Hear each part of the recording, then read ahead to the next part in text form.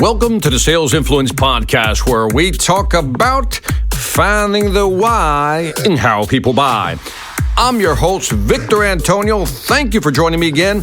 Today, I want to talk about inbound selling. That means deals coming to you, but more specifically, I want to highlight a problem.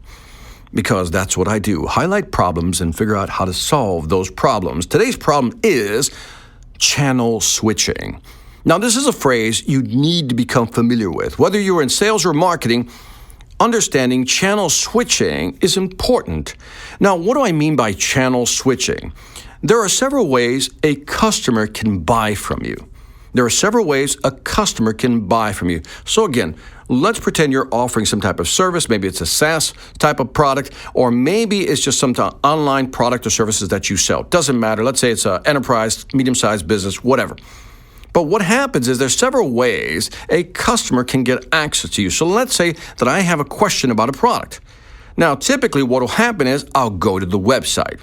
Right? Go to the website and I'll look for the information. And if I can't find the information, maybe I'll jump on a chat, right? Jump on a chat, ask the question. If I'm not satisfied with that, maybe I'll call in. That is the essence of channel switching. I started on the website by itself, looking for the information and myself to self-serve myself. I could not find the information, so I switched channels and I went over to the chat bot, right? So I started talking to the chat person and that didn't work, so I switched channels again and this time I went to the telephone. So web, chat, phone, maybe email, maybe a Skype call, whatever it may be, this is called channel switching. And the more a customer has to switch channels, the more frustrated they become. And this is one driver of lost business, and one could also say of loyalty and dedication to your company. And they typically do the channel switching because one, they can't find the information they were looking for. Two, even if they found the information they were looking for, maybe it was unclear, or they simply just wanted to go online, look at the website just to find the phone number just to call you in. All this creates extra effort. Now, in the book, The Effortless Experience, there was an example of what happens, what are the true costs of channel switching. And one of the things they brought up was, what if, let's say, out of 10 people, we can get 2 people out of 10 to serve themselves. What do I mean by that? Serve themselves. In other words, when they went to the website, they actually found what they wanted. So there was no need to jump on a chatbot. There was no need to actually call in. In other words, if 2 out of 10 people can self-serve themselves, find the answers for themselves on the website, how much would that save a company? And in this analysis, in the book, The Effortless Experience, they came up with certain numbers. Let's say, for example, that you receive, let's say you're an insurance company and you receive a lot of calls. And let's say the cost per call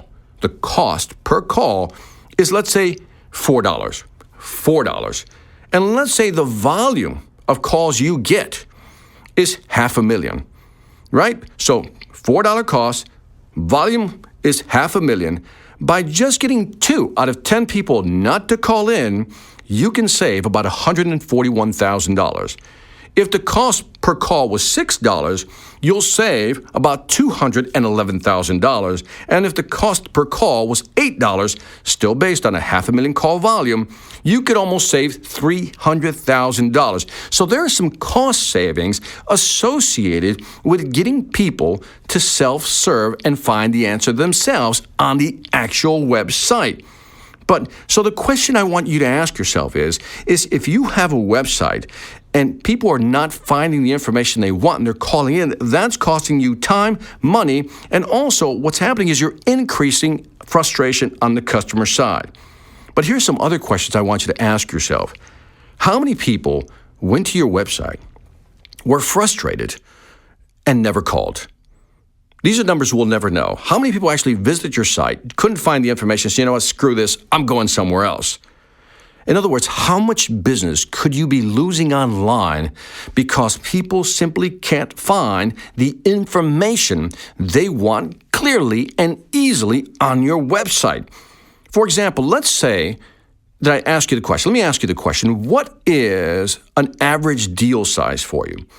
Write that number down or think about it. What is an average deal size for you? Let's say that the average customer who buys from you, and I'm making this number up, is $10,000. $10,000 is the average deal size of a decent customer. Could be $5,000, could be more. Doesn't matter. $10,000. That means conservatively, if you have a website where people have a hard time finding the information they need to make a buying decision, or at least a progression, a continuation, a moving forward, advancing in the sales process, if they can't find the information, they'll just leave. And if you just lost one customer per month, conservatively, that's $120,000 a year, 10,000 times 12, right? So think about this for a second, because maybe when we look at our pipeline, maybe part of our leaky pipe, or leaky bucket, as I like to call it, is the fact that we have a website that's hard to navigate and people have a hard time finding the information they need. So here's what I'd like you to do. If you can do this with your company or with your marketing team, ask yourselves the following questions. What are customers typically looking for? What are they looking for, and how do we funnel them into the information they're looking for quickly? In other words, is your website designed that people can go online and find the information they want quickly? That's one. And how easy are you making it for them to find that content? And again, look at your website and then ask yourself, what can I change? What can I change on this website to make the typical buying persona, this is an ideal client, put yourself in their position. What are they looking for when they go on the website? How many clicks does it take for them to actually get to that content?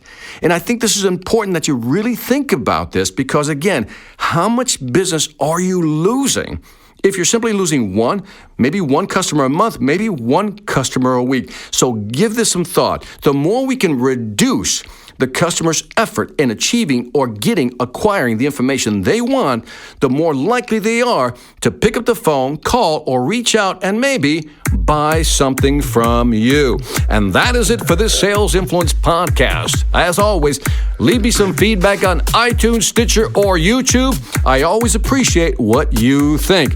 Also, check out my online sales training platforms, the Sales Velocity Academy.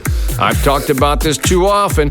Access to all my videos, all my books. So if you're serious about increasing your deal, how much money you're making every year, you need to look at the Sales Velocity Academy. And lastly, I want to thank you for listening. This is Victor Antonio, always reminding you, selling ain't hard when you know how. Take care.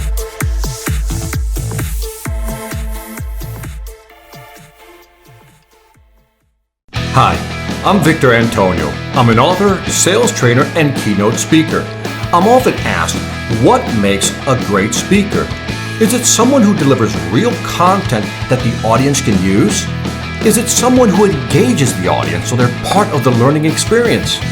Or is it someone who can motivate an audience to push them beyond their comfort zone and discover new abilities? The answer is yes. But the most important thing to remember is that I'm not there to look good. I'm there to make my client look good. Simply put, it's never about me, and it's always about them.